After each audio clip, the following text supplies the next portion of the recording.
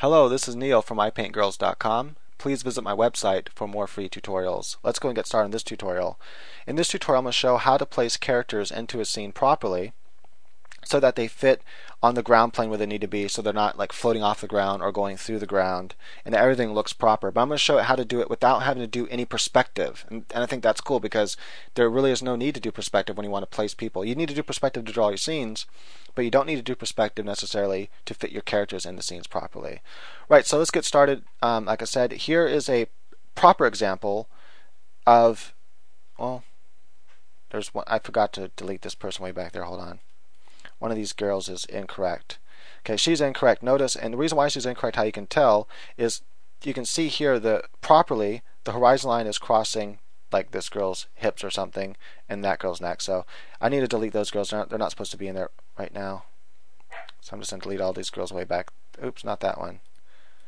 Wait, hold on. Damn it. Ah! Okay. I need to get rid of that one. And that one. Okay. Good to go. So what you can see is that when you have proper intersection, I need to bring her up a little bit higher, is the horizon line passes in the same place of all the characters. So if it's crossing the hip here, then it's crossing the hip and it's crossing the hip. That's proper perspective. That's really the only thing you have to keep in mind when you're drawing human figures into a scene, is that the horizon line will intersect in the same region of that character, as long as that character is the same height, and obviously it's like not kneeling down or something. And I'll show like how to do it kneeling down and that sort of thing. But let's go ahead and see that this is true by looking in Google SketchUp really quickly. What you can see here is that the horizon line is intersecting with kneecaps, kneecap, kneecap. Let me go ahead and zoom out of this and twirl it around to the side view so you can see that they're far apart from each other, and then bring one of these girls back into the foreground like so. And voila. Okay. Now if I have it intersecting with the shoulder, it's going to be shoulder and shoulder at the top of the head. Top of the head. Once you get below the head, everything gets a little bit different, and you can't use the technique I'm going to show for that, and I'll show how to do it from below the head if I have enough time. That is when the horizon line goes above the head. But as long as the horizon line is interacting with the character, it's crossing a character, it's going to cross every character of that same height at that same place. So the bottom of the feet, it stops, and then it gets wonky when you get above, and I can show how to do that too. It's kind of the same principle as when it's below. So if we have it at the knees, it's at the knees. Another thing to keep in mind is that, notice that's all their knees, because they're all the same height, and they're all on the ground plane the same and standing the same. If I bring the horizon line way up here, it doesn't matter, everything stays the same. Notice knees, knees, knees. If I bring the horizon line down here, everything stays the same. Knees, knees, knees, let's say hips, hips, hips, and so forth. So just keep in mind that's always going to be the same like that. Okay, but what happens if we have a character that's like a little bit shorter or a little bit taller? Well, when you draw your scene, basically draw your scene so that you have your main character taking up most of the screen. You can see that, but you can see her foot and her head, and then you can compare everything else to that measurement. So have a base character that is of general medium height. You could just be a stick figure if you want it to be, and just know how all the other characters relate to that person. And so it's good to have like a character sheet. You can have all your characters side by side on the same ground plane. That way you know their general relative heights. You know, her head comes to her shoulders. You know, her head comes to the kind of the top of her head. And like her breast comes here. Just a general relation like this, and then you'll know how to relate your characters in size. Okay, so I want to cover a quick mistake that people make real quick though before I move on. They'll draw these characters like this into the scene, and they'll have them full body like this, and then they're not even paying attention where the horizon line's intersecting, but it happens to be intersecting with her hips. Then they take this foreground character, and they're like, yeah, I want her face to show, so it's like that. Well, that's incorrect, because it should be interacting with her hips, just like it's interacting with her hips. So if I move her down here so I can see her face, then the problem is you can see, let's go ahead and put this on, you can see the ground plane. Notice the ground plane is here, right? So about there's a ground plane. So if I bring her way down here, and the ground plane's right about here, let's go ahead and zoom out more. Now, like she's on her knees. Basically, the ground plane's here, and all this is like, it's from her knees down pretty much. So she has to be on her knees. So in order for this to work, she has to actually be on her knees. Well, you have to show that she's on her knees in a previous panel, otherwise it doesn't make sense.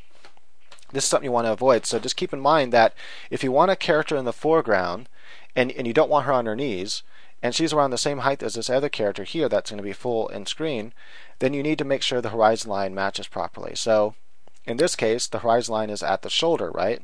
I can also move the horizon line down if I want to. Let's say I bring the horizon line down to like her breast or something.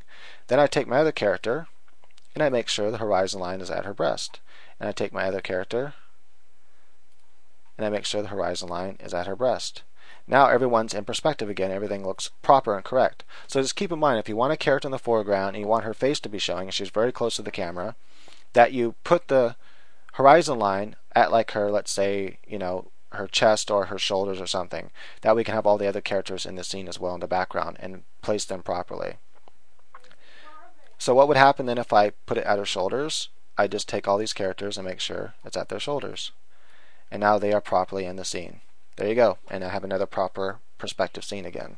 This is kind of like looking up at everything. Kind of a weird perspective to have, I think. It's probably better if I put it at her chest. But you get the idea. Okay, but what if I have a character that is shorter or something than this character? All I have to do, I'm gonna bring them all back to hips, is I take one of my characters here. I know remember I have the character sheet, so I know that her head, when she's standing on the same ground plane, is going to come to her shoulders. So all I have to do is have my main character in here that I'm basing everything else measurement by, know the ground plane, which is right here. That is wherever her feet touches, draw a straight line across, that's the ground plane. So I'm going to paste my character in here. I'm going to get rid of the white around here. I'm going to place her on the same ground plane. And then I'm going to reduce her height so that her head comes to about the shoulders. And now I have her proper height. Once I have her proper height measured here to the ground plane, her head here, to my main measurement character, then I just see, well, where does the horizon line intersect this character? Well, it intersects this character right here at about the height of her hips. Now I can place that character anywhere I want in the scene very easily by knowing that concept. So I can reduce her size. Let's say I want her way back here in the background, bring it to about the top of her hips. That is, make sure the horizon line intersects with about the top of her hips. And now I know that that's where she would fit in the background back there. Okay, so what if I wanted to bring someone on their knees but pull them into the background? Well, that's pretty easy too. I just take my character, my main character, let's say, that's one I want on her knees, duplicate her. That is, in this case, you'd just be duplicating the sketch. Whatever sketch, even if it's a stickman sketch, doesn't matter. That's basically all you're doing, is duplicating the sketch, or take right from your character sheet and just copy and paste like I'm doing, just to set your scene up, and then you can just sketch over that. So now I know where she's going to be when she's on her knees, and now this is the ground plane. And I need to give her a little bit room for her knees, because her knees would be right here and her legs would be folding under. So that her knees would be touching right here, where that toe is touching. Okay. So now I have her on the ground plane next to my main character. Once I have that, then I know where the horizon line crosses this character, crosses at her shoulders. So now, when I bring this character into the background somewhere, let's say back here, and she's on her shoulder, just make sure it crosses her shoulder, there. So now she's behind this character, and she's on her knees properly, in perspective where it needs to be, because it's crossing the proper place. So how I did that then is I take my character, cut her knees off, put her on the ground if she's on her knees. In this case, she'd be right about there. And then I see, well, when she's on her knees next to this character on the same ground plane, that is her knees. If I were to draw her legs really quick, knee and legs come out like that, then I know that her knee is on the same ground plane as this character. That is her clone. Then I know that the horizon line crosses her shoulder, so then I can reduce her to whatever size I want, put it in the background, and make sure it crosses her shoulder. And now she's on her knees properly somewhere in the background. You can do the same thing for the foreground. Okay, so that is if I wanted to bring her closer, but she's on her knees. Just make sure it crosses her shoulder like that. Now she's in the foreground on her knees. Okay, ta-da, easy. Okay, fine, all cool, neato. But what happens if we want to put characters in a scene that we did in Google SketchUp or something? Or we already spent all the time drawing a scene. And let's say it's not Google SketchUp, but it was, we did it by hand, whatever. And we spent all the time doing that. Now we need to place our characters in, but we're not really sure where they need to be.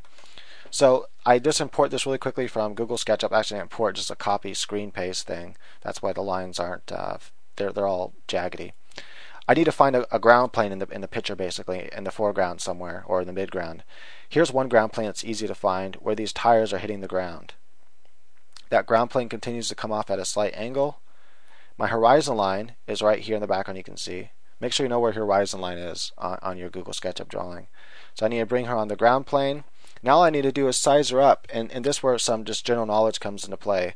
Typically a car that's about this height, a shorter sports car, and this is supposed to be more like an SUV.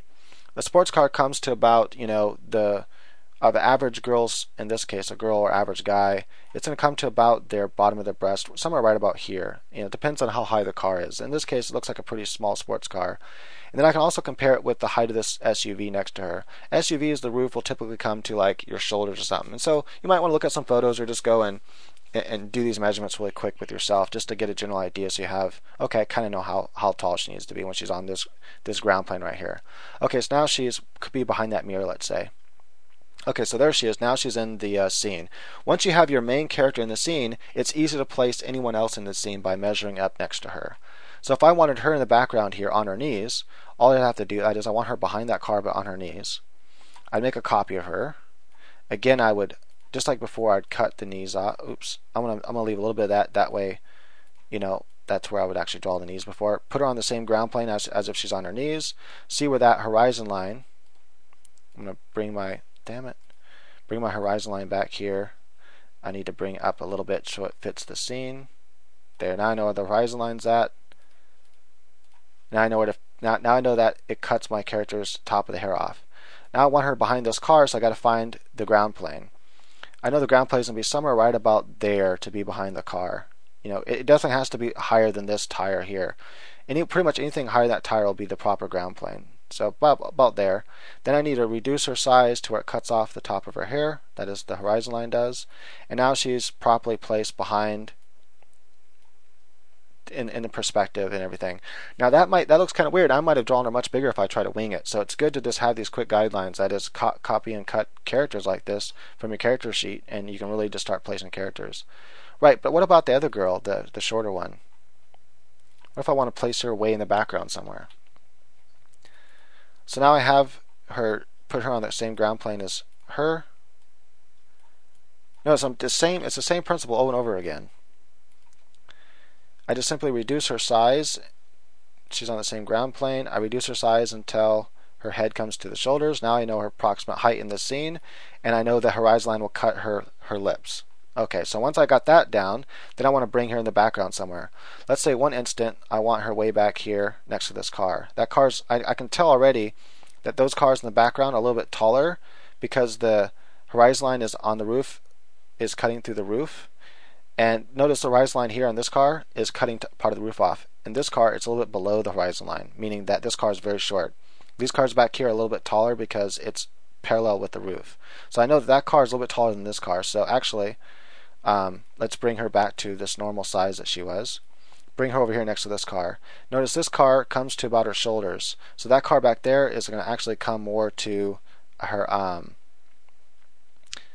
it's a little bit taller than this car. This car comes to her shoulders. That car back there is a little bit taller, so it'll be a little bit higher than her shoulders. It's probably going to come to like her chin or something. And I'm almost out of time, so if you guys want me to do another tutorial where I show how to do this, but what if the horizon line's above their heads, things get a little bit different. And so if you want me to show how to do that, just let me know. Alright, so I need to bring her on the ground plane. She's on the ground plane with that car. I know that car is going to come to about her shoulders, but it doesn't really matter. All I really need to do is bring her down to where it interacts with her lips. That is where the horizon line interacts with her lips. And as long as the car is in proper perspective, then everything works out. And there you go. Now she's back there next to that car. She probably needs to be a little bit taller, actually. Make sure it's interacting with her lips like that. Then if I wanted to bring her walking out of those doors over there, it's the same principle. Just drag over here, make sure she's on the ground plane, make sure that interacts with her lips, and ta-da, there you go. Now she's walking out of that door. So that's how you do it. It's pretty simple. Once you understand that concept, you can really place characters anywhere in a scene by just measuring them up to this character in the foreground. Once you know that general height, then you can measure everything else to her. So if I have a character that's much taller than her or shorter than her, you can do that. Now if I wanted to bring a character way in the foreground, again, let's say I want this same character here, but I want her way in the foreground. Well, what I do is the same principle here as I did before. I put her feet there on the same ground plane as my main character. I drop her down to the proper height when they stand side by side, and then I bring her very large into the foreground here. Oops, my bad. I remember I already did all this work, so I already know the horizon line should cut her lips like so. So now she's in the foreground. Ta-da! And let's say I also want a copy of this character in the foreground. Remember, it cuts just below her breast, just below her nipple. So I would make a copy of her, and I'd make her very big. Let's say like this, and I'd bring her way into the foreground, and it's just below her breast like that. And now she's also, they're both in the foreground. So there you go. That's how you would do it. Thank you for watching. If you want me to do that other part, please let me know, and I will. Oh, and also please comment and leave a thumbs up, and let me know what I'm doing good in the tutorials and what you don't like about the tutorials and what you want to see next in the future. Thank you.